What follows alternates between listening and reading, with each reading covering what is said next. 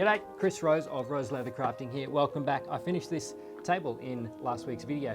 Top looks awesome, but I think the bottom platform could use a bit of TLC. So in today's video, I'm going to give it some personality.